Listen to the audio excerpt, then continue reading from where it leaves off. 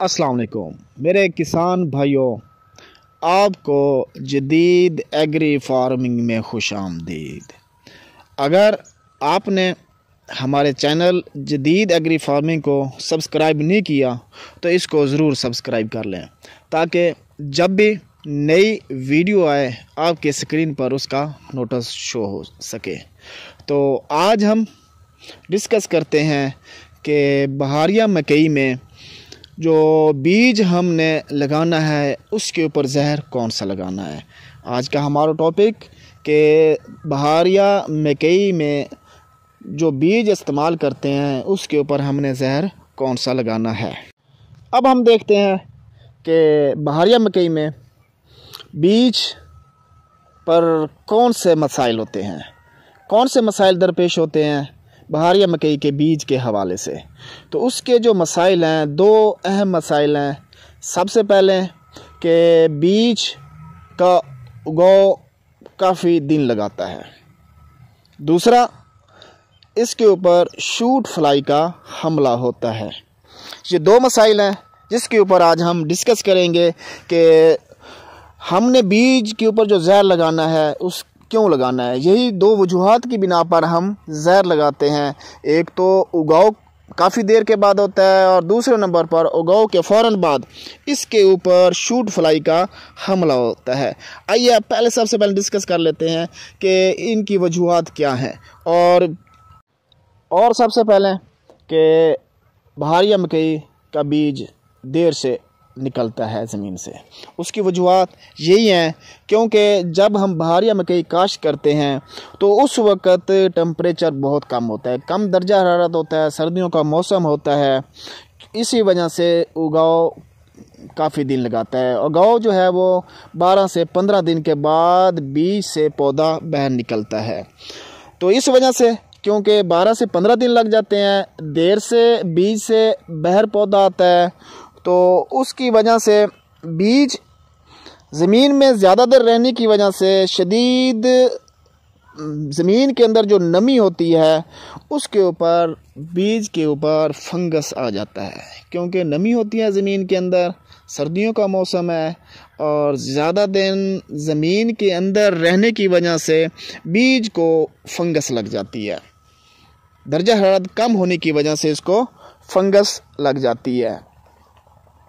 बाकी अक्सर देखा है कि लोगों की राय भी यही है कि जितनी भी मल्टीनेशनल कंपनी होती हैं, मल्टीनेशनल कंपनी जो भी होगी वो अपने बीज को जहर लगा कर भेजेंगे, यानी कि सीड ट्रीटमेंट वो ज़रूर करते हैं। कुछ लोगों का राय यही है कि जो भी मल्टीनेशनल कंपनी के बीज होते हैं उसको हम अगर जहर ना भी लगाएं तो काम चल सकता है, लेकिन ऐसी बात नहीं है। सीड ट्रीटमेंट हमारे लिए ज़रूरी है, बीज के ऊपर जहर लगाना ज़रूरी है। अगर जहर नहीं लगाएंगे तो साफ ज़ाहिर इसके ऊपर फंगस का अटैक ज़्यादा होगा, और फंगस का अटैक ज़्यादा होगा तो पौधे शुरू में ही उसकी ग्रोथ कम होगी, जिसकी वजह से बाकी उसके ऊपर जो बीमारियाँ होंगी उसके लगने का चांस ज़्यादा होता है। अब दूसरे नंबर पर जो हमने डिस्कस करना है कि बहारिया मकई को काश्त मौसम सरमा में करते हैं, ठंडा मौसम होता है। तो जब बहारिया मकई का उगाव होता है तो उस वक्त मौसम काफ़ी ठंडा होता है। मौसम ठंडे होने की वजह से बहारिया मकई के जो पौधे होते हैं उनमें नशो नुमा आहिस्ता आहिस्ता होती है। शुरू में बहुत ही आहिस्ता होती है ठंडे मौसम की वजह से, और जब पौधा ग्रोथ बहुत ही कम कर रहा होता है तो उस वक्त शूट फ्लाई का हमला होता है। शूट फ्लाई एक रस चूसने वाले मक्खी है जो शुरू में ही पौधे के ऊपर हमला करती है। पौधे कम छोटी तादाद होने की वजह से, कम साइज़ होने की वजह से वो रस चूसने वाली मक्खी शूट फ्लाई के ऊपर फ़ौरन हमला कर देती है। उस वक़्त पौधा क्योंकि छोटा होता है, छोटा पौधा होने की वजह से हम उसके ऊपर स्प्रे तो नहीं कर सकते, क्योंकि उस वक्त खुल उसके जो पत्ते होते हैं वो अच्छी तरह नहीं खिल चुके होते। पत्ते अगर अच्छे 2 या 3 पत्ते होंगे तब तो हम जाकर उसके ऊपर स्प्रे कर सकते हैं। जब पत्ते खिले ही नहीं होंगे तो स्प्रे करने का फ़ायदा ही नहीं होगा उस वक़्त। तो उसी के ऊपर फिर शूट फ्लाई का हमला हो जाता है और हमारे मकई के जो पौधे हैं वो काफ़ी हद तक नुकसान हो जाता है। तो इन चीज़ों से बचने के लिए हमें चाहिए कि इसके ऊपर हर सूरत में बीज पर जहर लगाना चाहिए। जहर कौन सा हो सकता है? जहर हमें इंसेक्टिसाइड भी लगाना चाहिए और फंजीसाइड भी लगाना चाहिए। इंसेक्टिसाइड वो जहर होता है जो कीड़े मकोड़ों को कंट्रोल करता है और फंजीसाइड वो होता है जिस जहर के लगाने से उसमें फंगस नहीं लगती। तो हमें ऐसे जहर का इंतखाब करना चाहिए जो इन दोनों चीज़ों को कंट्रोल कर सके, इंसेक्टिसाइड को भी और फंगस को भी। ये दोनों मेन चीज़ें हैं जिसकी वजह से हम अपने बीज के ऊपर जहर लगाते हैं। ऐसा जहर का इंतखाब करें, एक बार फिर आपको बताता हूँ कि ऐसे जहर का इंतखाब करें जो इन दोनों चीज़ों को कंट्रोल करे।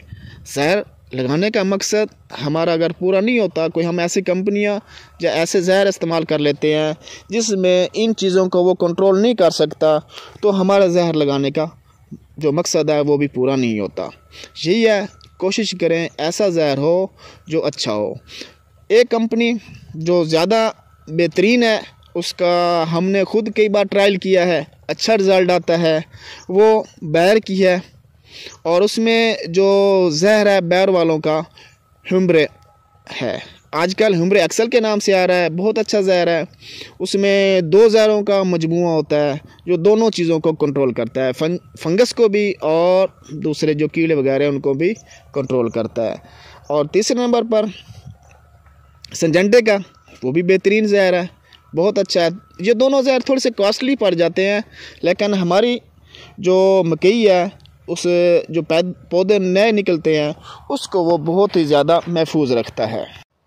अक्सर किसान भरा यही देखते हैं कि चलो जो उनके पास नुमाइंदा आता है, जो भी फील्ड में एफओ आता है ज़राअत वालों का और दुकान वालों का जो नुमाइंदा होता है वो आता है, वो अपनी कंपनी की वो सजेस्ट करता है कि जी मेरी कंपनी सबसे अच्छी है, बेहतरीन है, यही लगाएं, 500 का हम दे रहे हैं, 400 का दे रहे हैं। तो हमें इन चीज़ों से बचना चाहिए। हम 400-500 या 600 के चक्करों में अपनी बाकी फसल के ऊपर नुकसान कर बैठते हैं जब हमारे फंगस कंट्रोल नहीं होगी। दूसरा जो है उसको शुरू में ही शूट फ्लाई का हमला हो जाए तो काफ़ी नुकसान हो जाता है पौधों के ऊपर, फिर उसको कंट्रोल करना ज़रा मुश्किल हो जाता है और हमारे पौधे काफ़ी हद तक डैमेज भी हो जाते हैं।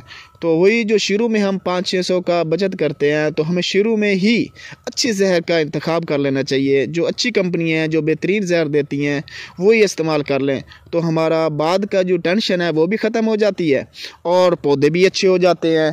तो एक और बात आम लोगों की, सब लोगों की, अक्सर जो माहिरीन हैं जो किसानों के हक़ में हैं, जो बेहतरीन सोचते हैं कि किसान का फ़ायदा हो, एक राय ये देते हैं कि जिस जहर में भी जो भी कंपनी बनाती हो, अगर उसमें एक जहर है, अगर वो होगा तो उसकी वजह से उगाव कम हो जाता है। वो जहर आपको बता दूं ताकि आप लोगों की रहनुमाई हो सके कि ऐसा जहर जिसमें ये वाला जहर पाया जाए उससे आप लोग इज्तनाब करेंगे। उस जहर का नाम है जी क्लोथेनाडाइन। आपकी रहनुमाई के लिए इसका मैं स्टिकर भी लगा देता हूँ, स्क्रीन पर शो भी हो रहा होगा कि क्लोथेनाडाइन जो जहर है वो हमारी मकई के पौधों की ग्रोथ, उसकी नोशोनुमा को थोड़ा रोक देता है। लेकिन आप लोग इसको जज किया होगा पहले कि क्या आया इसको रोकता है या नहीं रोकता, तो इस बार ट्राई करके देख लें। जितने भी क्लोथेनाडाइन है क्या वो मकई के पौधों की नोशोनुमा को रोकते हैं या नहीं रोकते, ये आप पर डिपेंड करता है। लेकिन अक्सर राय यही है कि क्लोथेनाडाइन जितने भी हैं जिस